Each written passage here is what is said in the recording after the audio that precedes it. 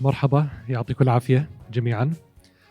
أنا اسمي الدكتور عدي طويسي، وبدير مركز الإي ليرنينج من التعلم الإلكتروني في جامعة الأميرة السمية للتكنولوجيا. و as an assistant professor كمان في البزنس انفورميشن تكنولوجي BIT، هذا الاختصاص اللي بيجمع ما بين عالم البزنس وعالم الاي تي مع بعض. اليوم راح احكي لكم عن سمعنا طبعا كثير في محاضرات والبانل ديسكشنز وغيره عن الارتفيشال انتليجنس بشكل عام، وبعدين دخلنا فيه في تخصصات اكثر، وبنعرف جميعا انه هسه الارتفيشال انتليجنس بجوز بندرج تحتيه ما يقارب 32 علم فرعي. راح اخذ منهم واحد شيء بسيط اللي هو تطبيقات الاي اي في التعليم. The application of AI supporting e-learning تحديدا electronic learning and to highlight the future role of teacher. Okay. So كان يا مكان في قديم الزمان long time ago this كنا نشوف يعني النمط التعليمي بيندرج بحيث وجود teacher and number of students around the teacher taking the knowledge, and when we look at it this way we will see that with a simple comparison between the 1950s where when this picture on the left was taken, and also make a comparison to a recent picture that was taken in 2010s. Maybe I think that was dated back in 2015. So who cares? I mean, the range of years can provide us a glimpse or a quick look at how the education system is not really being involved. Some people would take it and say, oh my God, education is not being developed. Look at this. It's merely the same from now and back then. And I take this opportunity to say, no, it's not necessarily that way. We cannot be judgmental just by looking at one picture. I mean, the essence of this picture, or this picture actually shows the essence of education, which involves a teacher and students around them. And education, or let's say learning itself, if I want to pinpoint it, it's the process of the knowledge transfer. This knowledge transfer happens from one human to another human, or from one human to multiple people around that person. So I think this would give us a kickstart to the next one.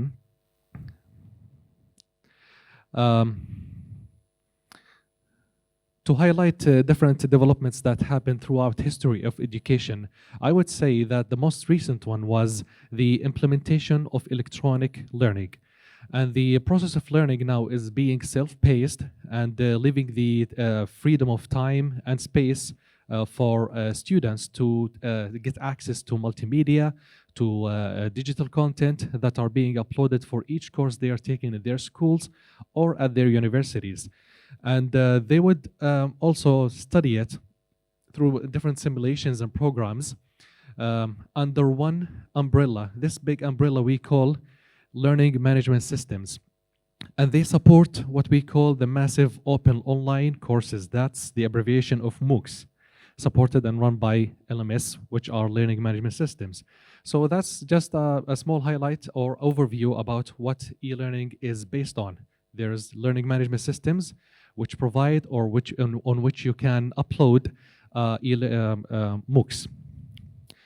The LMS industry has been raising in the past few years, and I would say the market worth is being doubled over and over again.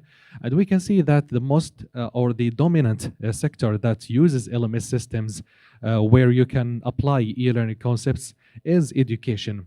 Then comes technological sector, manufacturing, healthcare, etc. It's interesting to notice that even the last 2 years, there has been a raise of e-learning utilization in military systems as well. So the armies are also considering to take care of or implementing MOOCs on LMS for their soldiers. If we wanted to think about what are the LMS systems that are more popular than the other, this was taken from the last report back in 2018 that was published on lmsmarket.com, and I think that This one has been changed recently with a new LMS system that is called Canvas. Maybe it's number 2 or 1. But what I wanted to highlight, even here in Jordan, so that you would take an idea of what's happening, Moodle is one of the most popular LMS systems out there. And because it's mostly free, it's open source and fully customizable in terms of plugins and multimedia. So many universities in Jordan and around the Middle Eastern region uses Moodle. And I'm pretty sure that many of you are familiar with what Blackboard, SuccessFactors, Skillsoft really are if you have taken any online courses before, whether it's an open source course like in Idrak or Rawaq or any other platforms that you took online courses with. So this is just an overview of the LMS industry to reach to my next point about e-learning, since we know that it's being run with LMS that runs the MOOCs. Where is e-learning going right now? What are the factors that are pushing it back somehow or keeping it the way it is right now? And what other factors that are pushing it forward? We can say that decision makers actually with policies in the governmental process, sometimes they take longer time than expected, I would say, because we know that the regulations and laws take so much time to take action and to be implemented across educational institutions. So that would be really a power that pushes or hangs the movement of the e-learning process.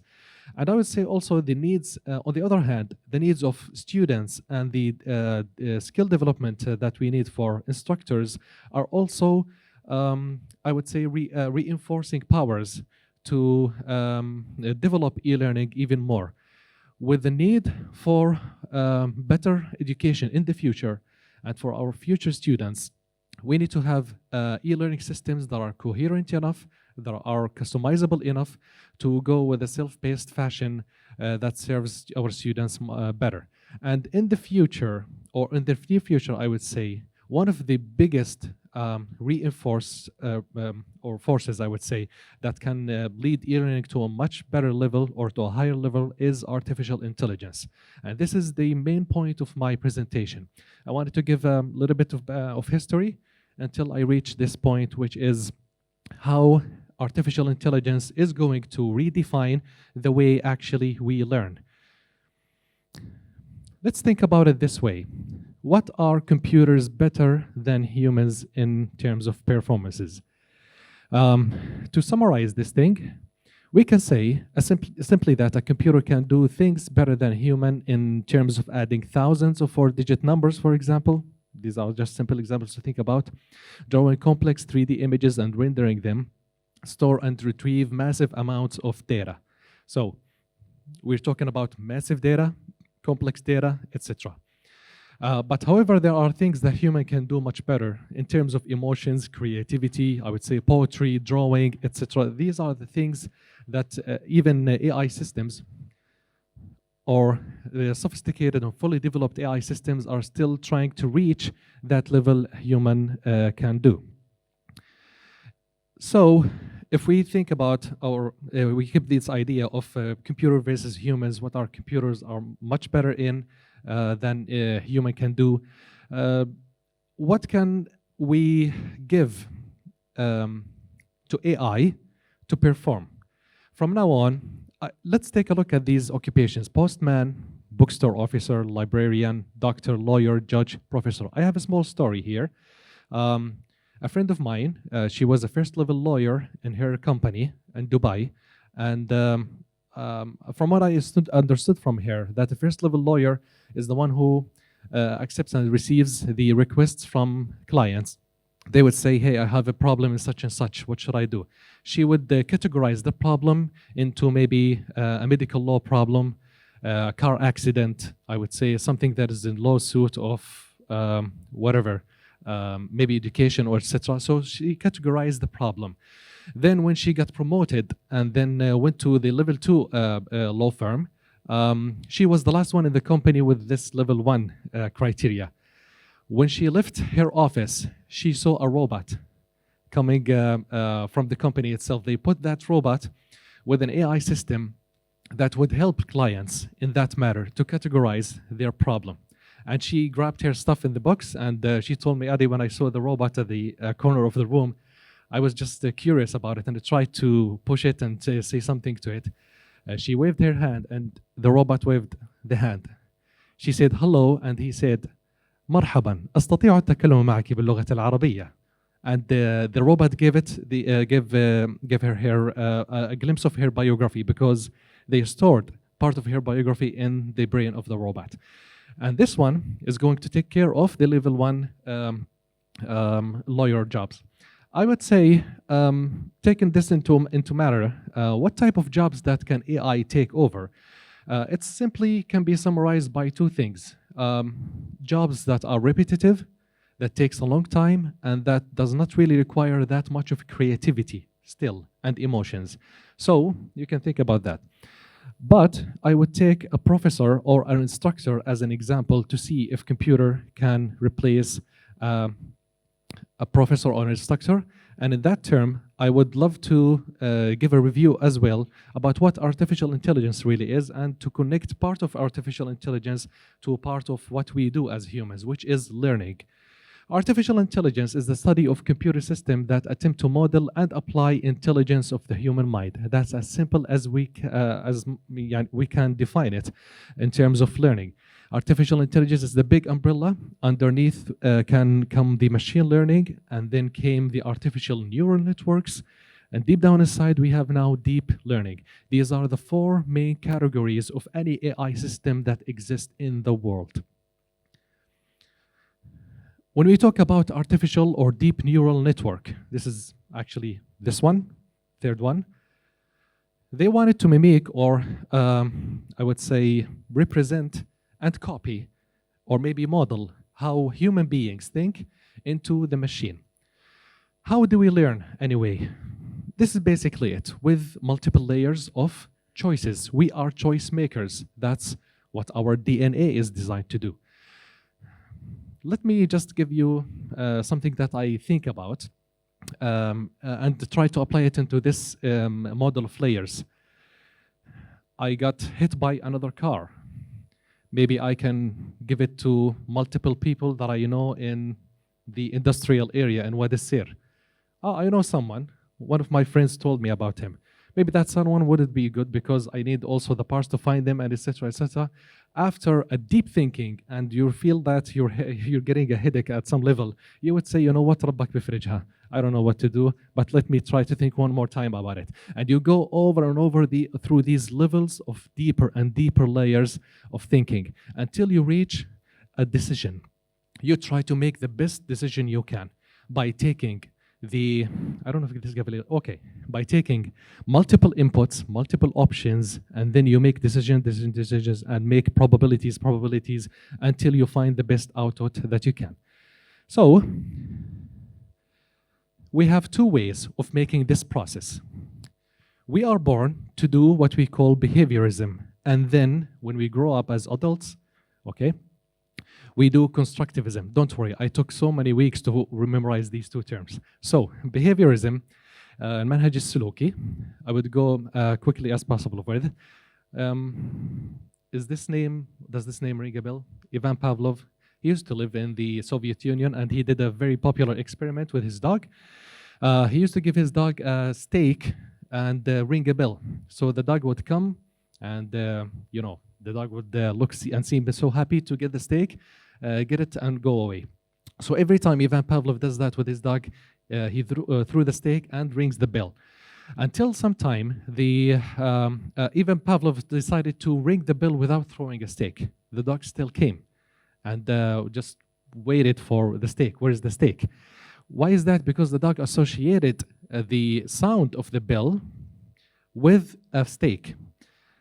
And therefore, Ivan Pavlov saw something very interesting, that the time it took him to build this trust with the dog took him longer than the time that it took the dog to lose the trust for his master.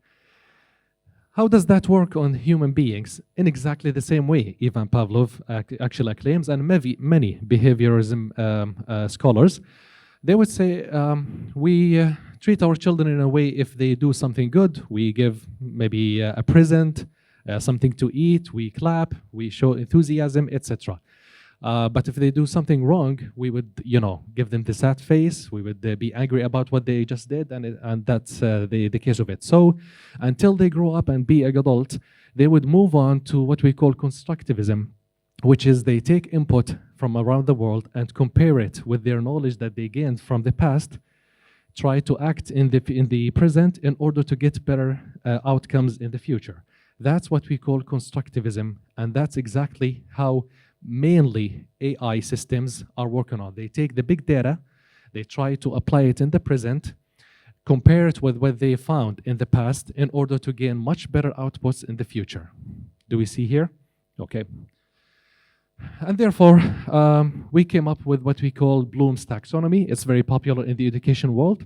It goes from the very basic knowledge all the way to the higher level of analysis and gaining thinking skills like evaluation, synthesize, analyze, and etc. We use these terms in every single exam in our universities. Where are we heading in this term? I always like to take this, I would say, worry that many people are saying maybe, okay, if we can get a robot to teach our children, would that be possible? Because they can work and they can provide knowledge and they can show some emotions. Like one of the robots that I saw recently, if you are being nice with it, it can show multiple hearts in the area of the eyes, and it can also show sadness with some multiple expressions, like the robot Sophia. If you saw a robot for it, so they also implemented emotions in here. Is that possible? Many students asked me in the university, and I said, okay, I will show you an example in one of the universities in Finland, and one of the schools actually in Finland. They actually conducted this experiment with a small robot to teach kids mathematics, and that was back in January 2018. So how do we feel about that? Registering our kids in a school where robots are teaching mathematics, maybe science, etc. Can robot with AI, fully integrated AI system in its brain, teach our kids in the future? That would bring many skeptical, thoughts and worries. Like one of the quotes that I catch from Elon Musk in one of the radio stations, he said, and I quote, "AI can be good and it can be bad, but definitely we will not be able to control it one day." So this kind of worry that it could be the last of invention of humankind, and I don't really think that maybe we can take it from that perspective, where many Hollywood movies actually implanted this idea for us, that through Terminator and many other movies like that. It's the same way that we depicted aliens.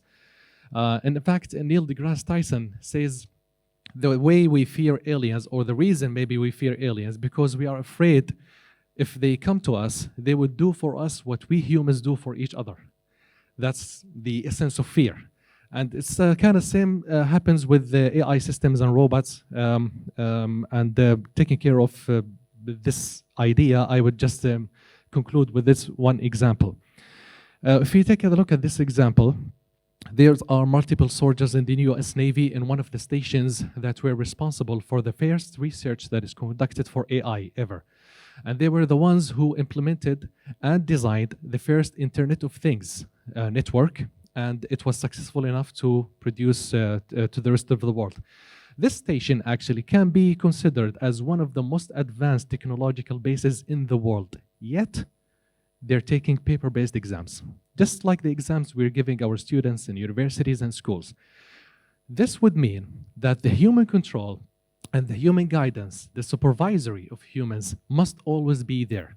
So I would conclude by AI will never replace instructors. The role of teacher will always be there. The presence of teacher and instructor must be there in education system. AI, e-learning, and all advancement in education in terms of technological advancement, I would say, are going to be supportive, not to be replaced. or not to replace instructors by any case. Thank you so much.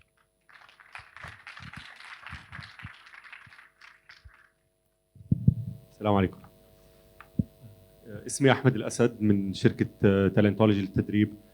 في سؤال، احنا طبعا معظم دوراتنا اللي هي كلاس روم فيس تو فيس، والتحول من كلاس روم لاي ليرنينج يمكن اكبر تحدي فيه موضوع انه المعظم بيحسوا ملل، ما فيه تفاعل كافي. هل في طرق معينه لقيتوها او استخدمتوها او صارت تستخدم جديد اللي هي تحاول تقضي شوي على موضوع الجزء الملل في الاي ليرنينج؟ اوكي، هذا artificial intelligence system مثلا صممته جوجل كواحد من الادوات التعليميه لتعليم الرسم. ان فاكت هلا صار يستخدم حتى لطلبه الجرافيك ديزاين بانهم يعملوا بيسك سكتشنج ويطبقوه ويحطوه كمان اضافه لرسوماتهم والديزاينز تبعهم. هاي مثلا واحده من الطرق اللي ممكن اي اي يعني يفيدوا منها. جرب انك مثلا، هو شو اساسه هذا اوتو درو، عليك الخربوشه وعلي الرسمه. يعني خلينا احاول مثلا اعمل عين بالاصبع هيك، لاحظ شو طلع لي فوق. ديد يو مين هاي العين ولا هاي العين ولا كذا؟ So try to sketch anything maybe like خلينا نشوف سيارة، وردة، وخلينا نشوف إذا الاي اي بيحذر على الأقل بعطيك شيب متكامل من وردة أو غيره. فمثلا هاي لاحظ انه بس كمثال بسيط انه الارتفيشال انتليجنس بعطيك سيميوليترز تولز، ادوات ممكن تساعدك حتى في الداتا اناليسز، في الرسم، في تطبيق شيء معين، بانها تسهل عليك الوظيفه. اوكي، فتخيل لو بدك تطلع عين بهذا الشيب وبهذه الحرفيه الكامله، حتاخذ منك وقت. لا، هسه انت بتختصر وقت، بيقول اعطيني رسمه زي هيك بتكون جاهزه مجهزه عشان بدي استخدمها ويلا خلصني. سو اي اي بمواضيع خلينا نحكي التدريب، التدريس، الكذا، ممكن تعطيك اساليب اللي يعني تسهل عليك الامور اللي حتاخذ منك وقت كثير عشان انت تفكر وتتفرغ لامور اكثر ابداعا واكثر تعقيدا.